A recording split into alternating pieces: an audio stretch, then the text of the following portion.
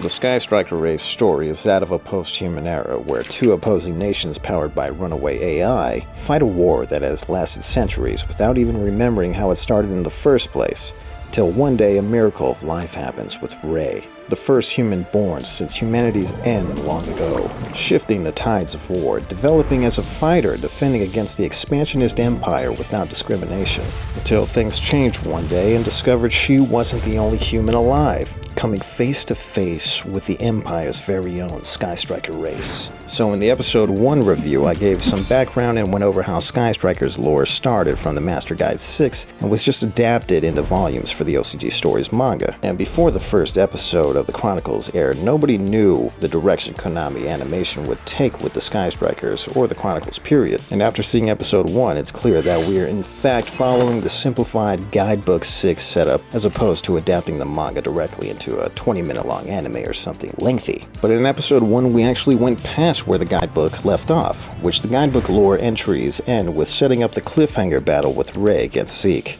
with no mention of how the battle went or how it ended or if she saved Roze or anything. Just ends. Episode 1 shows Ray in fact defeating Zeke, cutting him in half before rescuing Roze and comforting her. So we've used up all the material from Guidebook 6 by the end of episode 1. Now I was wondering where they would go for episode 2, especially with the flashbacks both Ray and Roze were having.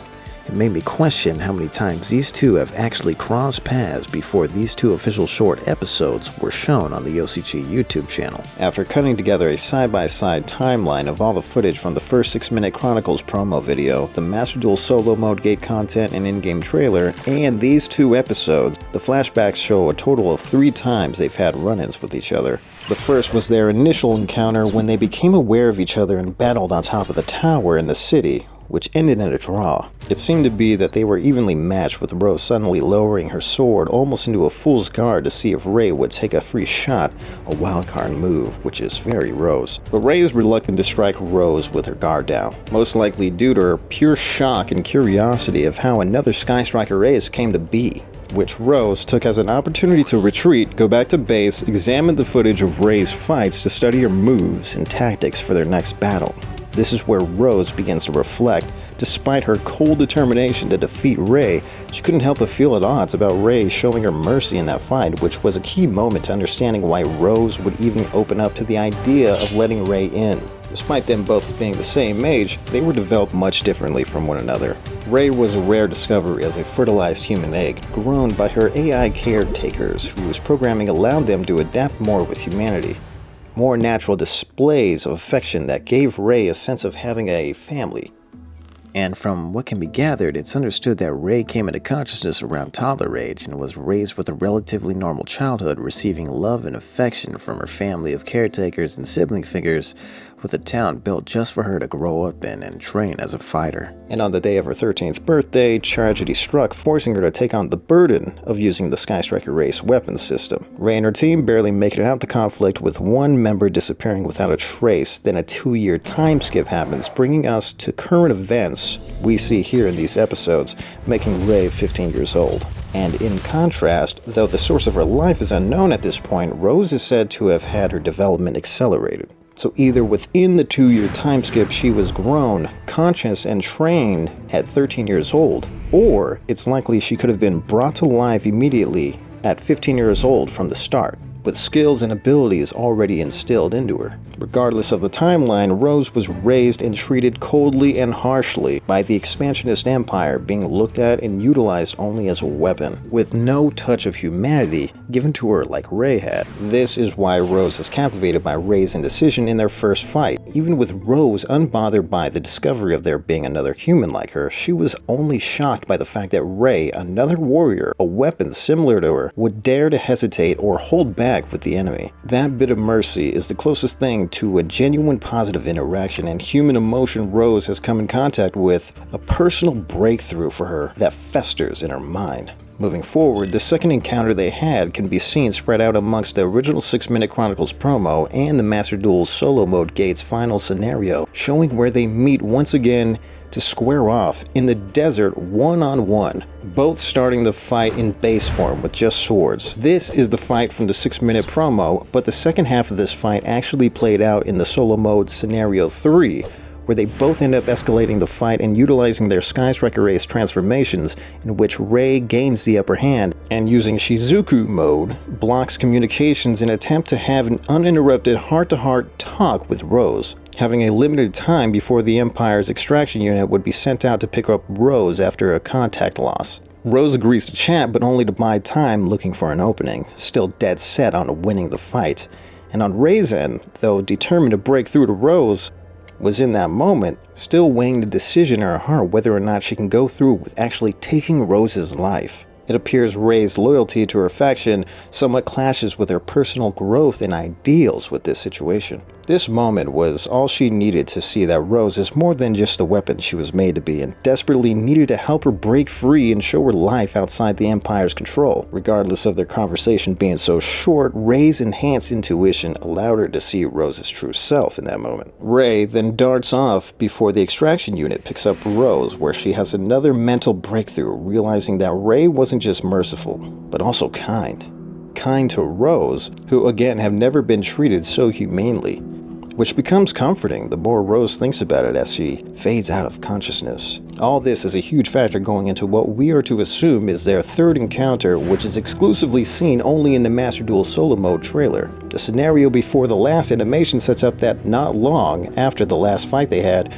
Rei and her faction devised an ultimate plan to end the conflict once and for all, with Rei fully committed to save Roze in the process. This is the fight that we don't know the outcome for, and also the fight that many thought was retconned when the actual episodes premiered, because the fight from the episodes were similar to the last fight in the trailer, with the trailer showing Roze being forced to fight again, then Rei taking down Zeke, pinning the giant mech against a tower, crashing to the ground where we see Rei carrying Roze out in her arms, while Surgical Striker 𝘄𝘁𝗵𝗵𝗶 begin to surround them as Rei, alone with Roze unconscious, starts powering up, and it ends fading to black. And in the actual episodes here, we see the fight between Rei and Zeke play out much differently and in a different setting. So with all these visuals lined up together, I believe that both fights are canon. My theory is that the battle from the trailer ended with Rei having to put Roze down and retreat. She knew that they would at least keep Roze safe enough to use her as a weapon again like they did last time,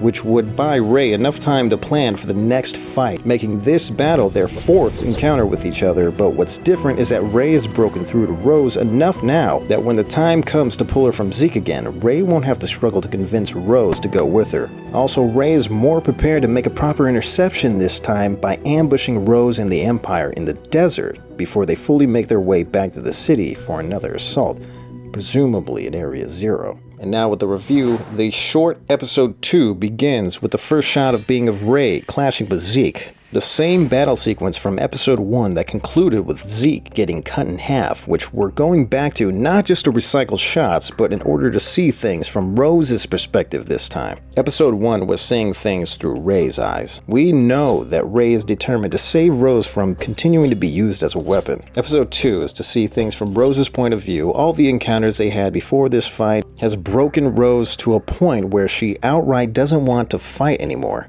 On top of that, she wants to know more about Rei and her ways.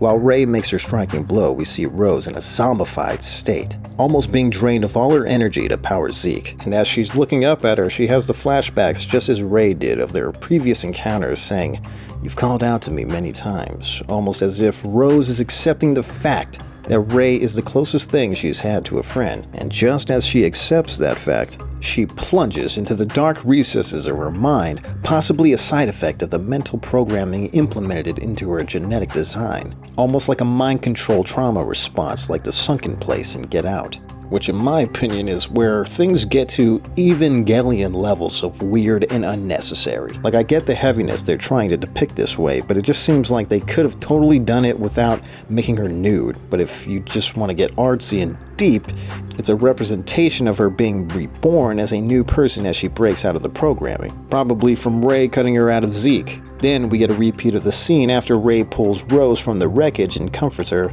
with a replay of their conversation from episode 1, with Roze telling Rei, "I kept hearing your voice. Where you are, it felt different from the machines." Which confused me when this was read in episode 1. I got hyper-focused on "where you are. It felt different from the machines. Where you are." Phonetically, it just doesn't sound right. To me, it would have read better as where you were. It felt different from the machines. It's like Roze has the ability to sense Ray through their enhanced intuition, almost onto psychic levels. And Ray is justifiably overwhelmed for the same reason. With Roze confiding in her, Ray feels like she accomplished her mission of saving someone who she knew in her heart was not just the soulless weapon the Empire was forcing her to be. Though this happy moment is short-lived, an eerie silence strikes the scene. Before they know it, Ray and Roze are faced with a team of deadly surgical striker ~HAMPs aiming right towards them. One fires a shot directly at the damaged Zeke unit. It's likely that the Empire has observed the events unfolding before them and realized that there's no bringing Roze back this time. They have no more use for her now that the binds of control have been severed by Ray's intervention. And as all hope seems lost, Ray perks up with a fiery courage, extending her arm out to summon her blade, encouraging Roze not to give up, vowing to always protect her. And in that moment, Roze sheds all senses of fear and chooses to fight alongside Ray and redeem her right as an individual and her right as a human being, telling Ray, "I'm going with you." After crossing their swords in unity, symbolizing their strength in alliance, as they both power up to engage, ending on a cliffhanger and fading to black. Okay, so with all that, for me, piecing this all together was pretty fun. Took a long time, way too long. It's almost like I was doing the work that they should have done, but you know what? As a package, all this stuff, the way that this story was told, very different. Transmedia storytelling with the implementation of the Master Duel solo mode gate, with the trailer and all that, teasing it all the way back in 2023 with the Chronicles promo and all that. Yes, these episodes were short, but with that cliffhanger, it leads me to believe that there's more going on with the Sky Striker story. This is not all that we will see of these two, and we might see this battle conclude or this story conclude, possibly in future episodes for the Chronicles, or whatever else they want to put under the umbrella of the Chronicles, right? There's no limitation for just shorts, and now we're here left to speculate on what's next for the Sky Strikers. The 𝘄𝘁𝗁𝗵𝗶 YouTube channel also released a little special promo video for the voice actresses of the Sky Striker story, which personally, my own opinion, I believe Ray's voice actress was a little bit stronger. Roze, to me, she was very subtle. I understand she's like a docile character, but in the manga, she's more of like a punk. She's more of like a little badass. Too cool for school, you know what I'm saying? And the voice actress here is just very dour and, again, subtle. But if we're flowing with the context here, it makes sense. This is Roze breaking out of her shell, right? So if there is any future projects, she might be more punky, like her portrayal in the manga. But overall, they did a good job with what they had. They showed the script, so that leads me to believe, is there more? Did they really just make a this thick of a script just for these few episodes? I would hope not. I would hope they got those girls in there for a good amount of time for stuff we have not seen yet. At the time of recording this video, there is no confirmation of a future Sky Striker conclusion. So even with no confirmation of more Sky Striker material, there remains a lot of questions here. Like, how did Roze come to be? And why is she so similar to Ray? How will this end? If this does continue, will it continue from where it left off here, or from a different point? There should definitely have been merch. There's no reason why there's no plastic Sky Striker sword that's been selling. You know, they need to sell that stuff. Yu-Gi-Oh moves quick. They marketed Duelist Advance. Sky Striker Ace equals 0 did not even show up, you know, the new card, with I think them fused together. We didn't see that, so I'm assuming we're gonna see more, right? There's a lot of marketing and stuff Konami Animation and Konami 𝘄𝘁𝗁𝗵𝗶 Yu-Gi-Oh could have done around this, and also the TCG. Other than that, the review for this pair of episodes for the Sky Striker Ace, the Sky Striker's Burden, it was short, but the way I broke it down and the way that I looked at it, there's a pretty wild way to tell a story.